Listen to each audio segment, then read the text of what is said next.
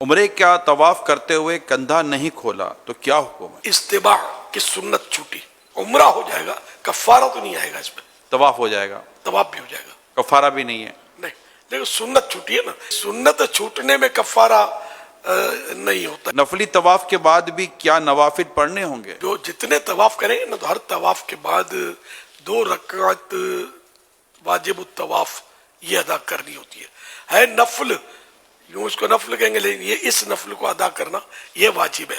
طواف کے بعد نوافل مقام ابراہیم پر پڑھنا ضروری ہے؟ خاص مقام ابراہیم کے قریب پڑھنا یہ افضل ہے، مگر یہ کہ اگر جگہ نہیں ہے یا لوگوں کو تکلیف ہوتی ہے، جب رش ہوتا ہے تو وہاں نہ پڑھی جائے کہ لوگوں کو تکلیف ہوگی، نہ نماز میں خشوع آئے گا، لوگ یوں گھیرا بنا کر یہ نفل پڑھاتے ہیں طواف کے اپنے اپنے ساتھیوں کو، عورتوں کو، مردوں کو، یہ غلط کر رہے ہوتے ہیں، شاید ان کو غلط فہمی ہوتی ہوگی کہ یہیں پڑھنا ہوتا ہے، ایسا نہ کہنا چاہیے، طواف کرنے والوں کو اس سے تکلیف ہوتی ہے، گرا پڑی بھی ہوتی ہے، بھی آپ نے مناظر دیکھے ہوں گے، میں نے پھر بھی وہ جو دھکے مار کے کونیاں مار کے پڑھنی وہی ہے، وہ نماز پڑھنے والا بھی گرتے پھر اٹھ کے دوبارہ پڑھتا ہے۔ بیچاروں کو غلط فہمیاں ہوتی ہے، ایسا اللہ، نہیں، پورے حرم میں جہاں بھی پڑھے بالآخر، یعنی کہ ہے نا پورے حرم میں، آخر کار تو پورے حرم میں بھی یہ پڑھے گا تو صحیح ہے، پوری بہتر ہے مسجد الحرام میں پڑھ لے، نہ حرم ورنہ تو بہت وسیع ہے۔ بعض لوگ سمجھتے ہیں کہ نفلی طواف میں ایک چکر لگانے سے طواف ہو جائے گا، کیا یہ درست ہے؟ 7 چکر، طواف میں 7 چکر ہے، کیا بغیر وضو کے طواف ہو سکتا ہے؟ وضو ضروری ہے، طواف کے دوران وضو ٹوٹ جائے تو کیا دوبارہ وضو کرنا ضروری ہے؟ جی ہاں، ہر طواف کے بعد صحیح کرنا ضروری ہے؟ نہیں، نفل طواف کرے تو صحیح آئے گی، صحیح تو نفل صحیح تو ہے بھی نہیں نا، ٹھیک، تو عمرہ ہے، حج کی صحیح ہوتی ہے، عمرے کی صحیح ہوتی ہے، صحیح کتنے چکر ہیں؟ صحیح کے 7 چکر ہے، صفا سے مروہ اور مروہ سے صفا ایک چکر کہلائے گا یا 2؟ صفا سے مروہ 1، مروہ سے صفا 2، صفا سے شروع کر مروہ پہ ختم ہوتا ہے؟ ہاں یہ 1 چکر کہلائے گا۔ جو 7 پھیرے بھی ہے نا، وہ آخری پھیرا مروہ پہ ہوتا ہے اس کا، ٹھیک، صحیح کا، یہ فرمائے صحیح کیا بھاگ کر کرنا ضروری ہے؟ مخصوص حصہ ہے اس کا، میلین اخضرین، مخصوص حصہ ہے، تو اس میں صحیح کرنے والوں کے لیے دوڑنے کا ہے، لیکن بے تحاشا نہیں، نہ خود کو ایذا پہنچے نہ دوسروں کو ایذا پہنچے۔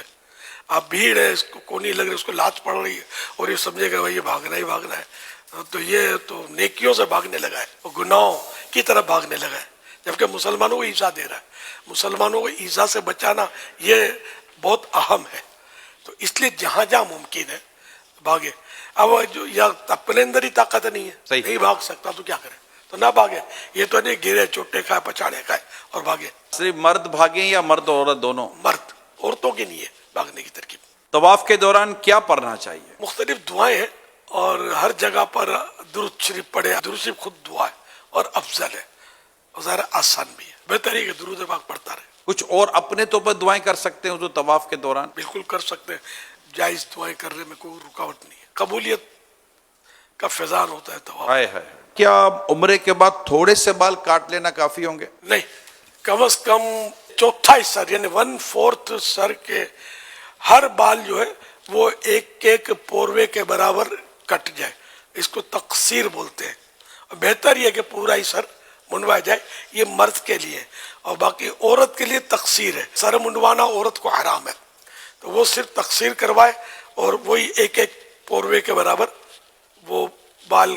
اب جیسے وہ چوٹی ہے اس کی، تو چوٹی کو یوں لپیٹ کر کینچی سے بال کاٹ لیے، چوٹی کے بھی حصے کرتی ہیں بعض عورتیں، اس میں دیکھ لیں کہ کم از کم چوتھائی سر کے بال ایک پوروے کے برابر کٹے یا نہیں کٹے، زیادہ کٹے تو حرج نہیں ہے، کم کٹے تو پھر وہ واجب ادا نہیں ہوگا۔ اب یہ کہ یہ 1/4 کیا مطلب ایک طرف سے پورا کر لے یا مطلب کہ یہ ہر طرف سے اس کا اندازہ کر لے کہ یہ 1/4 ہو گیا ہوگا؟ مطلب 1/4 کر رہا ہے، ایک طرف کا نہیں لکھا، تو اس طرح تھوڑے ادھر سے لیے، تھوڑے ادھر سے، تھوڑے ادھر سے، اور جب 1/4 یا اس سے زیادہ ہو گیا تو کافی ہے۔ ٹھیک، بھائی اس میں رسک ہوتا ہے، بال چھوٹے بڑے ہوتے ہیں، تو ایک پوروے سے زیادہ لینا مناسب ہے تاکہ جو چھوٹا ہے وہ بھی ایک پورے کا تو ہو جائے۔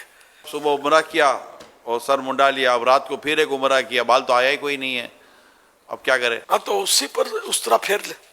یہ ارشاد فرمائیے کہ کیا اپنے بال خود کاٹ سکتے ہیں؟ یعنی کہ ایک شخص عمرے سے فارغ ہوا ہے، صحیح سے فارغ ہو گیا، تو اب اس کا بال کاٹنے کا ایک وقت ہے، تو کیا یہ اپنے ہاتھوں سے اپنے بال کاٹ سکتا ہے؟